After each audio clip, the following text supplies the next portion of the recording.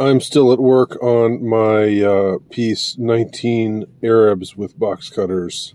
That is the tentative title, which I plan to post to publish online before the 20th anniversary of September 11th.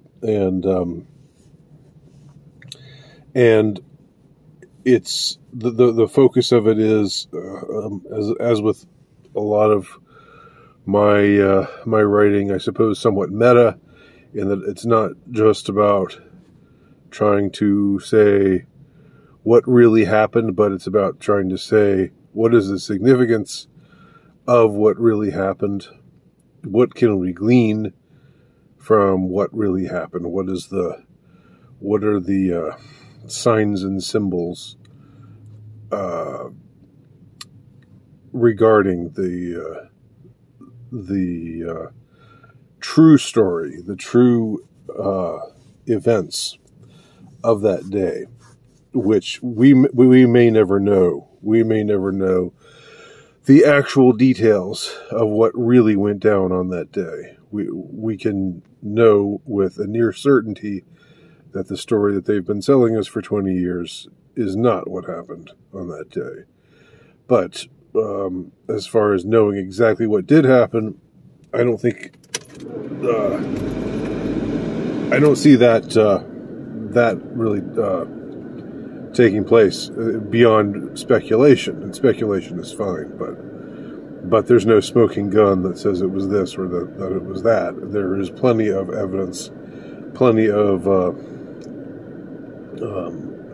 material which upon examination easily yields the observation that there's absolutely no way it went down the way they say it went down. But what does it all mean? That's my main focus with this extended essay. Now, there are certain residual things that come to my mind, that catch my attention as I am going over this material. And these are things that aren't going to be included in the essay itself, because they're really tangential to the thrust of the essay. But there's still things that come up for me that I think are strange, that no one, like, I remember with Pizzagate, my big thing was not only were people not answering the questions that needed to be asked, nobody with the power to ask the questions was asking the questions. Why were these high-level people, why did they own pedophilic art? Why was it on display in Tony Podesta's home? What did James Alefantis mean when he used the hashtag chicken lovers in the one picture on his Instagram page, where a child has a child and a grown man have some beads placed over both of their heads. What did he mean by that? Nobody ever asked. And so forth and so on. What was meant by all of these references, all of these cryptic references, clearly coded references in the Podesta letters, which were unearthed by WikiLeaks? No one asked. Not only were no answers given, but no questions were asked. And I thought of something that occurred to me going over this 9/11 stuff that I want to share with y'all now. And that is, with the collapse of the towers, and I'm just going to talk about Tower 1 and 2 right now, not Tower 7. Tower 7's a whole thing unto itself, as you probably know. But looking just at Towers 1 and 2, there was a documentary that was made sometime in the maybe maybe it was the mid '90s. Maybe it's still up somewhere. I can't recall right now, but I remember seeing it a little while ago. A documentary made about the World Trade Center.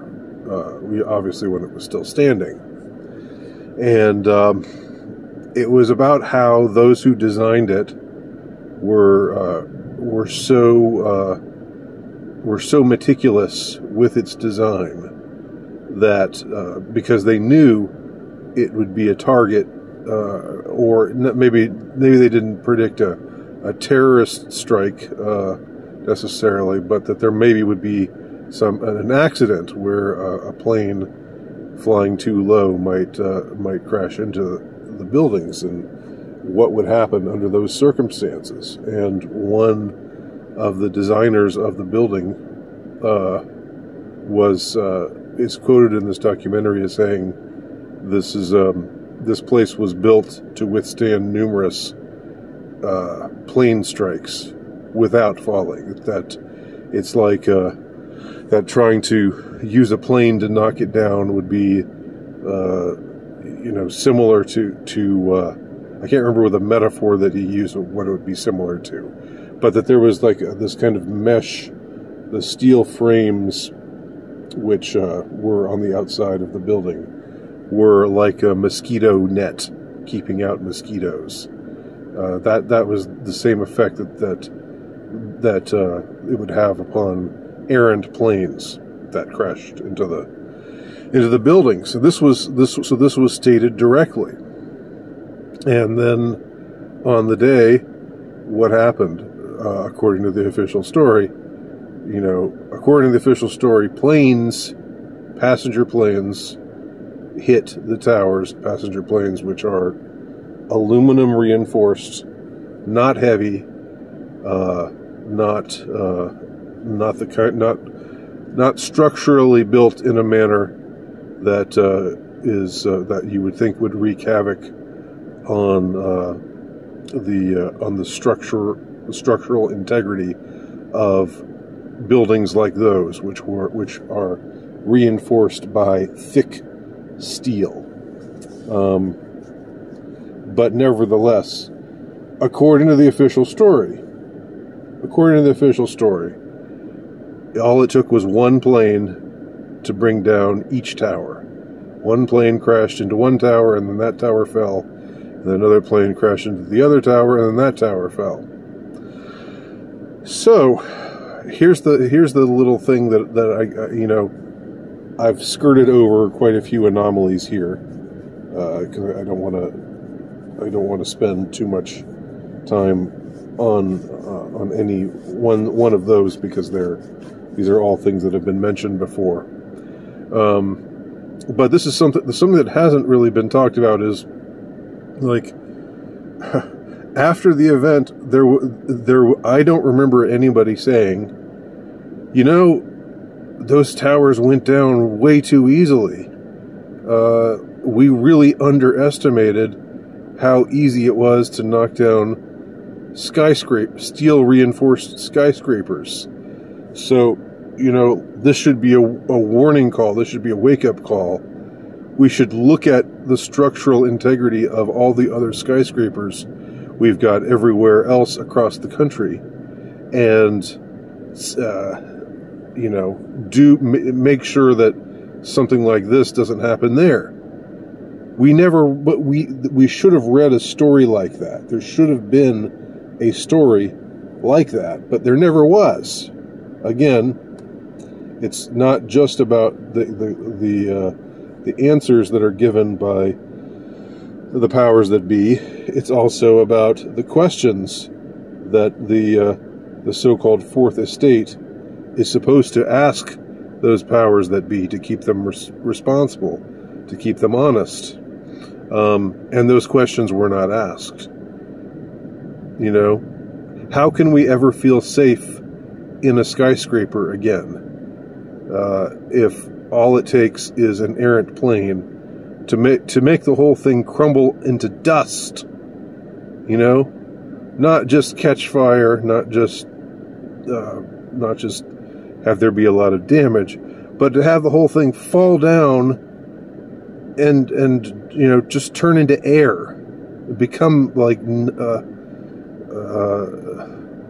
nothingness, to get almost completely dustified, all because of a plane striking the building.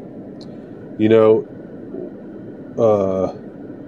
this should be a wake-up call, and there should have been calls placed to people who own skyscrapers, like articles about people who own skyscrapers elsewhere in other cities, saying, what are you doing to make sure that this doesn't happen?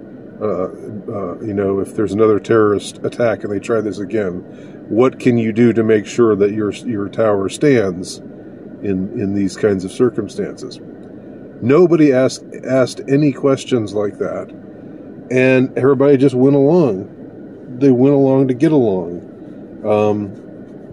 You know, it's kind of amazing.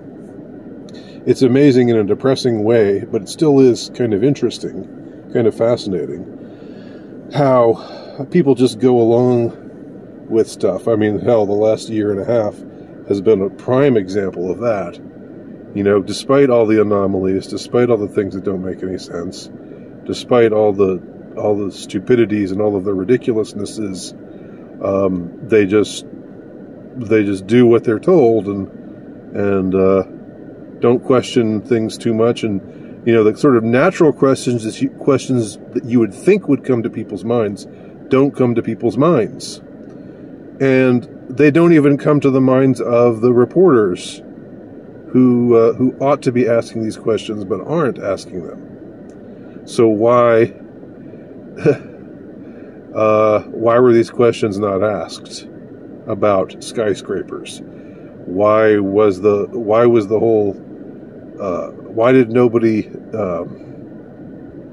say to themselves, you know, even if you believed the quote-unquote official story, in my writing I shorten it to the OS, because constantly referring to the official story gets a little old, so I abbreviate it to the OS. But you know, even if you buy the OS, you've got to say to yourself, my God, this building was supposed to withstand numerous plane strikes, and just one plane made it absolutely, you know, made it into a wreck, made it into just a pile of dust. Could that happen elsewhere? You know, could that happen to all these other skyscrapers? No, there was nobody worried about other skyscrapers or about how they might not be properly reinforced either. That didn't happen. Those questions were not asked. Again, a big part of looking into this kind of stuff, you know, if you want to get some distance from it, you're just as struck by the kind of questions that aren't asked as you are by some of the ridiculous answers that they give, or the ridiculous explanations that they give for why it happened the way they said it did, and the conclusions that they feel must be drawn from what they say happened, i.e., we need to now attack Afghanistan, we need to now attack Iraq, and so forth. Just a few more observations on this topic as the 20-year anniversary nears. Thanks for watching. My name's Andy Nowicki. Check out my work at altrightnovelist.com. Look for my latest book, The Insurrectionist, at terrorhousepress.com. Thanks.